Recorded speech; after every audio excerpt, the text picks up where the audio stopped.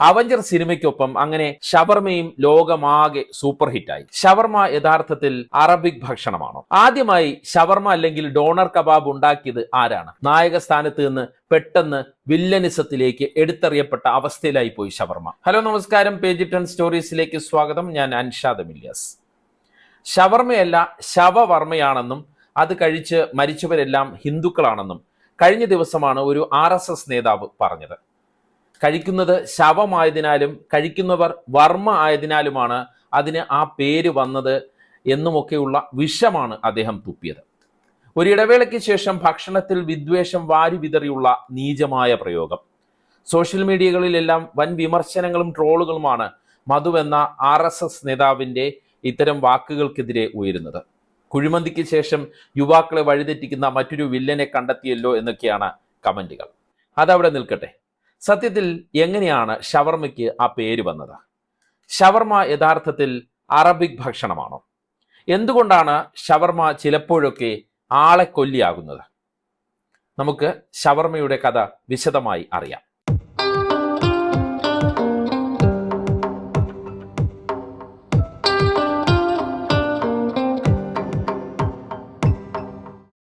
(2012) ഇറങ്ങിയ അവഞ്ചേഴ്സ് സിനിമയുടെ ക്ലൈമാക്സിൽ ഒരു രംഗമുണ്ട്. പോരാട്ടത്തിനൊടുവിൽ നിലത്ത് വീണുപോയ അയൺമാനോട് നമ്മൾ വിജയിച്ചു എന്ന് പറയുന്ന ക്യാപ്റ്റൻ അമേരിക്കയുടെ കഥാപാത്രം. അപ്പോൾ അയൺമാന്റെ സന്തോഷം നിറഞ്ഞ പ്രതികരണം ഇങ്ങനെയായിരുന്നു: ഇനി നമുക്ക് ഷവർമ കഴിക്കാം. അത് കഴിഞ്ഞ് സിനിമയുടെ പോസ്റ്റ് ക്രെഡിറ്റ് സീനായി കാണിക്കുന്നത് അവഞ്ചറിലെ കഥാപാത്രങ്ങളെല്ലാം ഇരുന്ന് ഷവർമ കഴിക്കുന്നതാണ്. അവഞ്ചർ സിനിമയ്ക്കൊപ്പം അങ്ങനെ ഷവർമയും ലോകമാകെ സൂപ്പർ ഹിറ്റായി. ഇന്ന് ലോകത്തെ ഏറ്റവും കൂടുതൽ വിൽക്കപ്പെടുന്ന സ്ട്രീറ്റ് ഫുഡുകളിൽ ഒന്നാണ് ഷവർമ.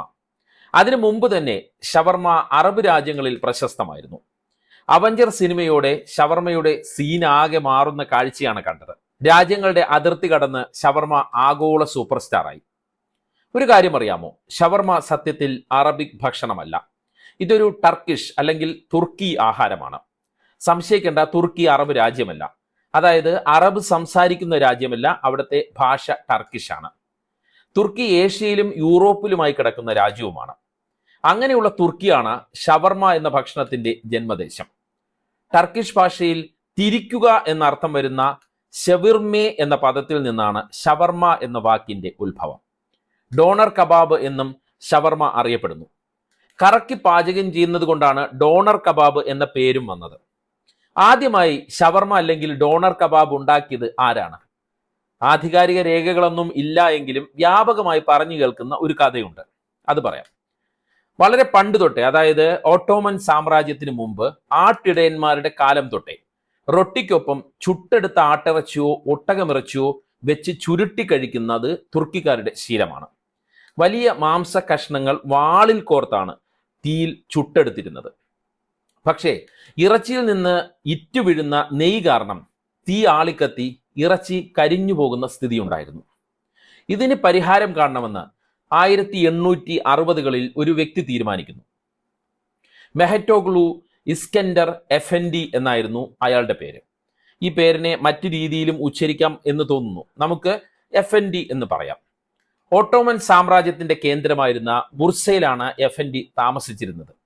ഒരുപാട് ആലോചനകൾക്ക് ശേഷം ഇറച്ചി കരിഞ്ഞു പോകാതിരിക്കാൻ എഫൻഡി ഒരു ഉപായം കണ്ടെത്തി. കൽക്കരി ഉപയോഗിക്കാൻ കഴിയുന്ന കുത്തനെയുള്ള അടുപ്പ് രൂപകൽപ്പന ചെയ്തു. വാളിൽ കുത്തി നിർത്തിയിരിക്കുന്ന ഇറച്ചി ഒരു ഭാഗത്ത് കൊള്ളുന്ന തീ കൊണ്ട് വേകുന്ന രീതിയിലായിരുന്നു ഈ അടുപ്പിന്റെ രൂപകൽപ്പന. കറക്കി കൊടുത്തതോടെ ഇറച്ചിയുടെ എല്ലാ ഭാഗവും പാകത്തിന് വെന്തു വന്നു. അത് അരിഞ്ഞെടുത്ത് റൊട്ടിക്കൊപ്പം ചുരുട്ടി കഴിച്ചു. സംഭവം വിജയം. അങ്ങനെ സ്ട്രീറ്റ് ഫുഡിൽ വിപ്ലവമായ ഷവർമ പിറന്നു എന്നാണ് കഥ. ഓട്ടോമൻ സാമ്രാജ്യം ഇന്നത്തെ സിറിയയിലേക്കും ലെബനനിലേക്കും ജോർദാനിലേക്കും പലസ്തീനിലേക്കും വ്യാപിച്ചതോടെ ഷവർമയുടെ രുചി ലോകവും വികസിച്ചു. 20-ാം നൂറ്റാണ്ടിൽ പശ്ചിമേഷ്യയിൽ നിന്നുള്ള യൂറോപ്പ് അമേരിക്കൻ മേഖലയിലേക്കുള്ള കുടിയേറ്റം ഷവർമയുടെ ലോകം വീണ്ടും വലുതാക്കി. സ്ട്രീറ്റ് ഫുഡ് സംസ്കാരം ലോകമാകെ ട്രെൻഡായപ്പോൾ അത് ഷവർമയ്ക്കും ഗുണമായി. പല രാജ്യങ്ങളിലും ഷവർമയിൽ നിന്ന് പ്രചോദനം ഉൾക്കൊണ്ട് പുതിയ ഭക്ഷണ വിഭവങ്ങളുണ്ടായി.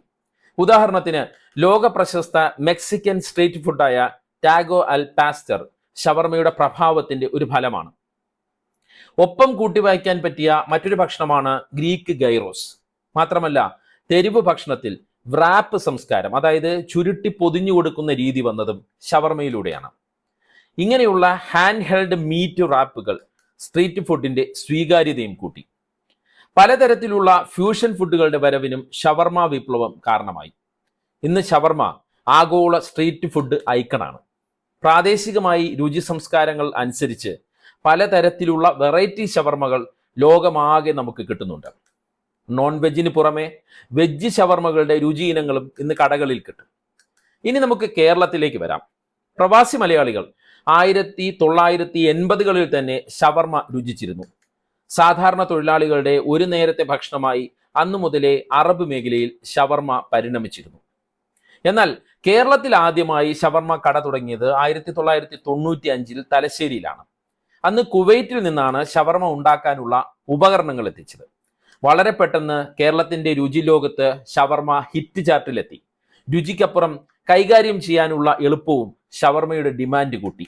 പ്രായവ്യത്യാസമില്ലാതെ ഷവർമയ്ക്ക് ഇഷ്ടക്കാരും കൂടി. മുക്കിന് ഷവർമ കടകൾ പൊട്ടിമുളച്ചു. പക്ഷേ ഈ ഷവർമ പ്രിയം വളരെ പെട്ടെന്ന് അപകടത്തിലേക്കും നയിച്ചു. ഷവർമയിൽ നിന്നുള്ള ഭക്ഷ്യവിഷബാധയേറ്റ് മരണങ്ങൾ റിപ്പോർട്ട് ചെയ്തു.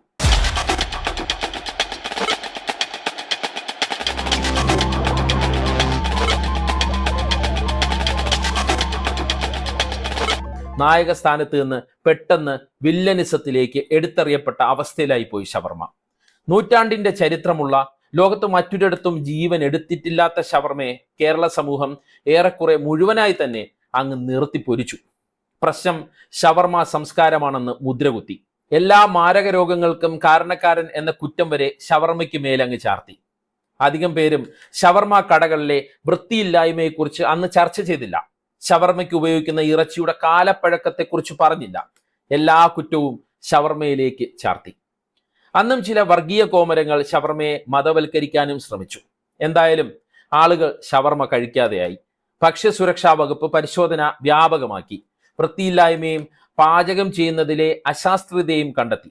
കൂണുപോലെ മുളച്ച ഷവർമ കടകൾ കൂട്ടത്തോടെ പൂട്ടുകയോ മറ്റു ബിസിനസ്സുകളിലേക്ക് മാറുകയോ ചെയ്തു. അതുകൊണ്ടുണ്ടായ ഗുണം എന്തെന്ന് വെച്ചാൽ വൃത്തിയുള്ള, ക്വാളിറ്റിയുള്ള ഷവർമ കടകൾ മാത്രം അവശേഷിച്ചു. എന്തായാലും പതുക്കെ ഷവർമ കുറ്റവിമുക്തനായി ജനപ്രിയതയിലേക്ക് തിരിച്ചു വരിക തന്നെ ചെയ്തു. അങ്ങനെ പോകുമ്പോഴാണ് ഇപ്പോഴത്തെ ഷവർമയെ കൂട്ടുപിടിച്ചുള്ള പുതിയ വിദ്വേഷ പ്രചാരണം. ലോകമാകെ പ്രചാരമുള്ള രുചിക്കൂട്ടിനെ ഒരു മതത്തിന്റെ പേരിലാക്കി ആക്രമിക്കാനുള്ള ശ്രമങ്ങളാണ് നടക്കുന്നത്. ഷവർമയുടെ സ്വാധീനം ആഗോളവും ബഹുതലവുമാണ്. ഷവർമ സാംസ്കാരികമായ സമന്വയത്തിന്റെ പ്രതീകവുമാണ്. പ്രാദേശികമായ രുചിഭേദങ്ങളെ ഒരു റൊട്ടിക്കുള്ളിൽ ഉൾക്കൊള്ളാൻ കഴിയുമെന്നതാണ് ഷവർമയുടെ ഏറ്റവും വലിയ പ്രത്യേകതയായി തോന്നിയിട്ടുള്ളത്. ഓരോ നാടിൻ്റെയും രുചിയുള്ള ഭക്ഷണമായി വളരെ പെട്ടെന്ന് മാറാൻ ഷവർമയ്ക്ക് കഴിയും. അതുകൊണ്ടൊക്കെ തന്നെ അങ്ങനെ ആർക്കും ആരുടെയും തലയിൽ കെട്ടിവെക്കാൻ കഴിയാത്തത്ര വളർന്നു കഴിഞ്ഞ ഭക്ഷണ സംസ്കാരം കൂടിയാണ് ഷവർമ.